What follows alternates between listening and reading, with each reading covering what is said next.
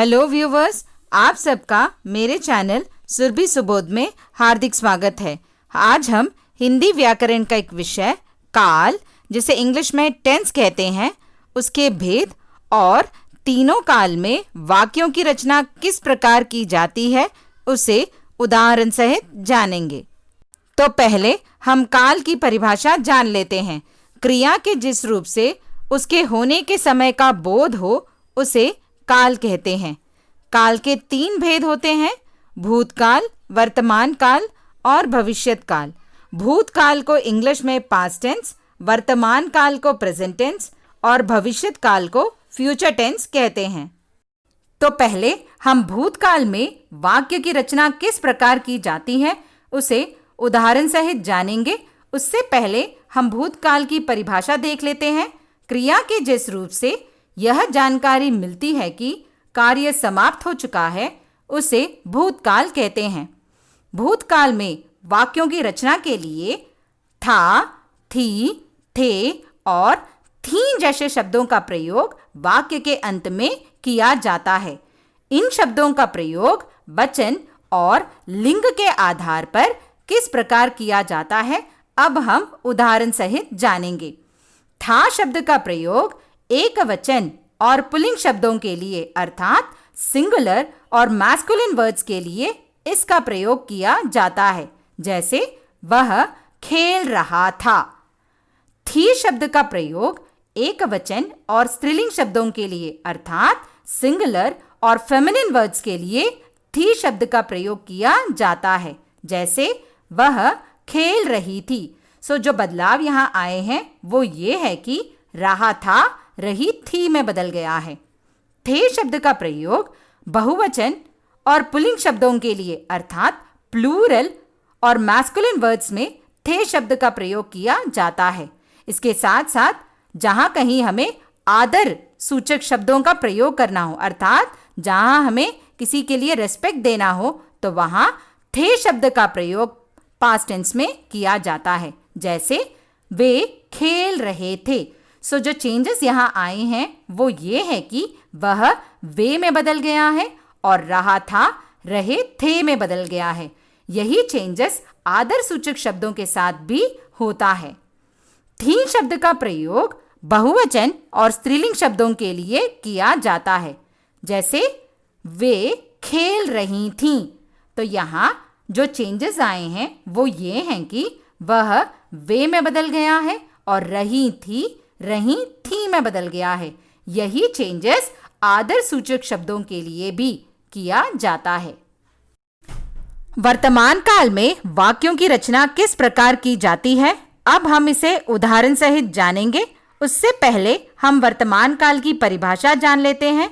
क्रिया के जिस रूप से उसका वर्तमान या चल रहे समय में होने की जानकारी मिले उसे वर्तमान काल कहते हैं।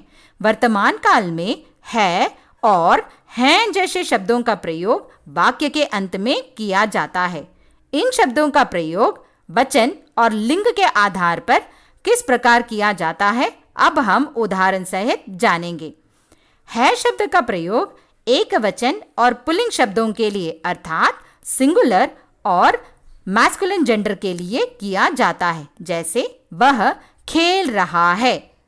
वहीं एक वचन और स्त्रीलिंग शब्दों में वह खेल रही है।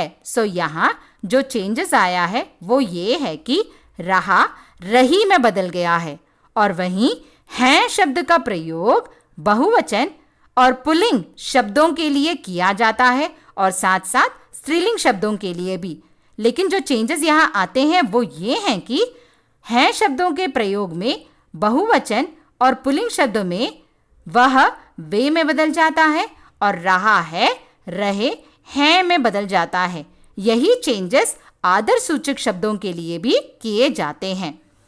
हैं शब्द का प्रयोग बहुवचन और स्त्रीलिंग शब्दों में भी किए जाते हैं, जैसे वे खेल रही हैं। जो चेंजेस यहाँ आए हैं वो ये हैं कि वह वे में बदल गया है और रही हैं में बदल गया है। यही चेंजेस आदर सूचक शब्दों के लिए अर्थात जहां हमें अपने से बड़ों के लिए वाक्य की रचना करनी हो तो हम हैं शब्दों का प्रयोग करते हैं।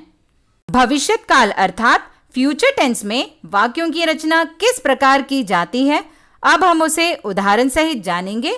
उससे पहले हम भविष्यत काल की परिभाषा देख लेते हैं। क्रिया के जिस रूप से यह पता चले कि कार्य आने वाले समय में होगा, उसे भविष्यत काल कहते हैं। भविष्यत काल में गा, गी, गे और गी जैसे शब्दों का प्रयोग वाक्य के अंत में किया जाता है। इन शब्दों का प्रयोग वचन और लिंग के आधार पर किस प्रकार किया जाता है, अब हम उदाहरण सहित जानेंगे। गा शब्द का प्रयोग एकवचन और पुल्लिंग शब्दों के लिए किया जाता है, जैसे वह खेलेगा या वह जाएगा। वहीं घी शब्द का प्रयोग एकवचन और स्त्रीलिंग शब्दों के लिए किया जाता है, जैसे वह खेलेगी। यहाँ जो बदलाव आए हैं वो ये है कि गा शब्द जो है खेलेगा, वो स्त्रीलिंग शब्दों में खेलेगी में बदल गया है।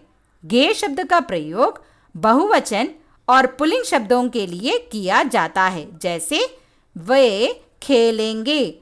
यहाँ जो बदलाव आए हैं वो ये हैं कि वह वे में बदल गया है और खेलेगा खेलेंगे में बदल गया है। यही बदलाव आदर सूचक शब्दों के लिए भी पुल्लिंग जेंडर्स में किया जाता है, जैसे वे खेलेंगे। गी शब्द का प्रयोग बहुवचन और स्त्रीलिंग शब्दों के लिए अर्थात प्लूरल और फेमिनाइन वर्ड्स में गी शब्दों का प्रयोग किया जाता है। यही आदर सूचक शब्दों के लिए भी प्रयोग में लाते हैं, जैसे वे खेलेंगी। यहाँ खेलेगी खेलेंगी में बदल गया है।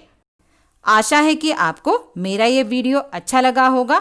आपको मेरा यह वीडियो पसंद आया हो तो इसे लाइक, शेयर और सब्सक्राइब करना ना भूलें। आप अपने कमेंट्स कमेंट बॉक्स में डाल सकते हैं। अब हमारी मुलाकात अगले वीडियो में होगी। तब तक के लिए धन्यवाद।